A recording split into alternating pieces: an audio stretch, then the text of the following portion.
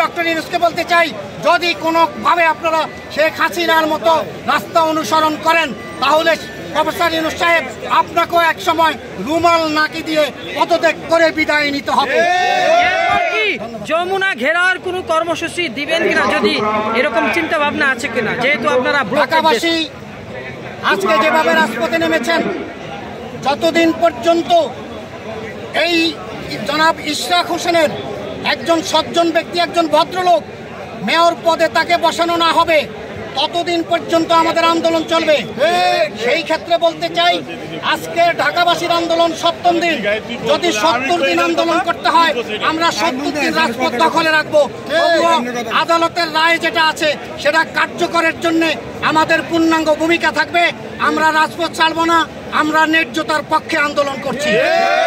আসিফ মাহমুদ সজীব ভুঁইয়া উনি কিন্তু 9টি কারণ দেখিয়েছেন, যে কয়েকটি কারণ আছে যে কারণে আর কি শপথ পড়ানো যাচ্ছে না, আইনি জটিলতা এবং মেয়াদ। আইনি জটিলতার কথা যেটা বলা হচ্ছে এটা আমাদেরকে বোকা বানানো হচ্ছে। আপনার আইন কোথায় ছিল যখন প্রজ্ঞাপন জারি করেন, যখন নির্বাচন কমিশন শপথের কথা বলে? এখন হাইকোর্ট এবং সুপ্রিম কোর্ট তারা কি আসিফ মাহমুদের সাথে আইন কম বুঝে নাকি? তো তারা যদি প্রজ্ঞাপন জারি করতে পারে তার শপথের জন্য, তাকে নির্বাচিত মেয়র ঘোষণা করতে পারে, আপনি কিসের আইন দেখাচ্ছেন? বাঙালিকে হাইকোর্ট দেখাবেন না।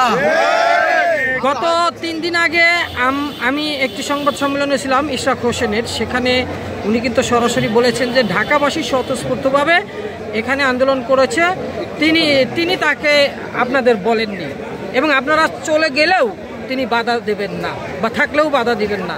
তো আপনাদের এই লাগাতার কর্মসূচি কি আপনারা থাকতে চান ইচ্ছাকৃতভাবে, নাকি কোনো ক্রমে চলে যাবেন?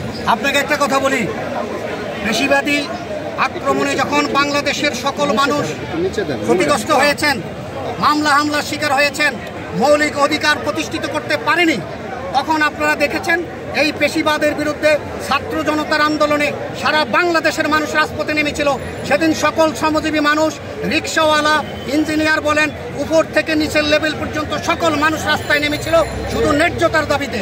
আজকে ঢাকাবাসী বুঝতে সক্ষম হয়েছে যে আদালতের রায় এবং নির্বাচিত একজন মেয়রকে যখন চেয়ারে বসতে দিচ্ছেন না, কাজেই সেই কারণেই ওই ন্যায্যতার দাবিতে ঢাকাবাসী রাজপথে নেমেছে, তাদেরকে কেউ রাজপথে নামায়নি। এবং ঢাকাবাসী ঢাকার নিজস্ব এলাকার তাদের যেই কর্তব্য দায়িত্ব আছে, যেই অধিকার আছে, সেই অধিকার প্রতিষ্ঠার ক্ষেত্রে এই ঢাকাবাসী রাজপথে নেমেছে এবং রাজপথ ছাড়বে না।